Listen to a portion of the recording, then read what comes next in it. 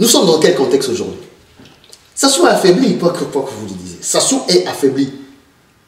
Sassou a des conditionnalités, notamment au niveau du FMI. On a parlé de décrispation politique. Décrispation politique. Donc, ça veut dire quoi? Ça veut dire que tu peux distribuer les passeports diplomatiques. Attention, je n'arrive pas là. Bah, oui. Que M. Merassa est malade depuis pas mal de temps.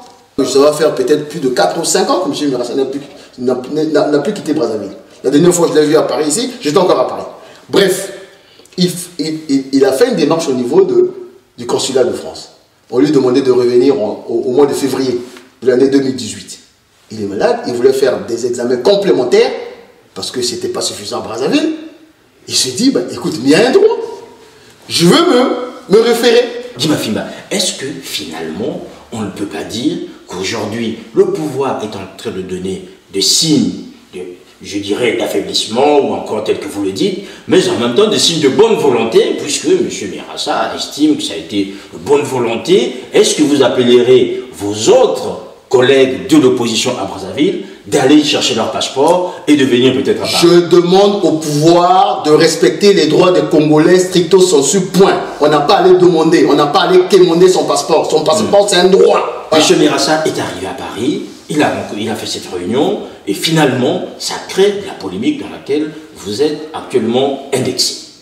Depuis quelque temps, on vous soupçonne, Dima Fimba, d'être venu à Paris pour le compte de Denis Sassou Nguesso. On vous soupçonne d'être plus ou moins le cheval de Troie du pouvoir ici à Paris. Vos rapports aujourd'hui avec d'autres personnes de l'opposition sont assez tendus.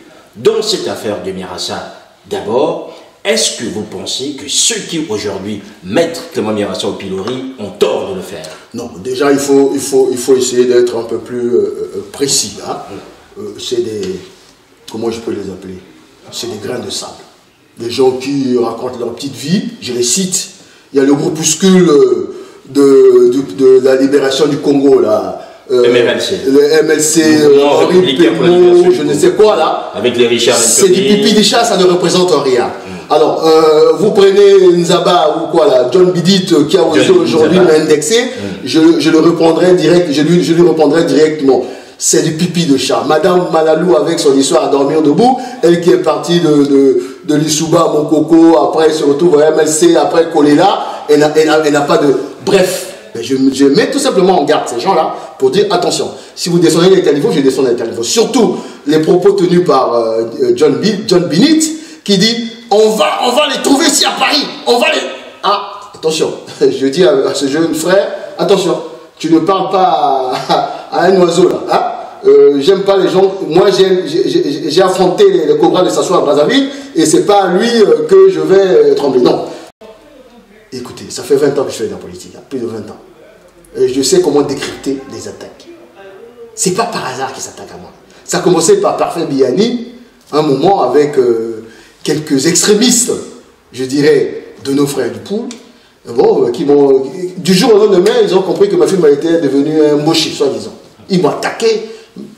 M. Biani a fait un poste où j'ai été cité plus de 15 fois. Mais lorsque je me suis rapproché d'un de ses amis d'hier, dans les dîners 242, il m'a dit, mais grand frère, mais c'est un tribaliste, il n'aime pas les nordistes. J'ai dit, ah bon? Non, tous ces gens-là, c'est comme je parlais des esprits tordus, où il y a un problème de connaissance, de méconnaissance de l'histoire, de la diaspora dans Paris, où il y a tout simplement des esprits tordus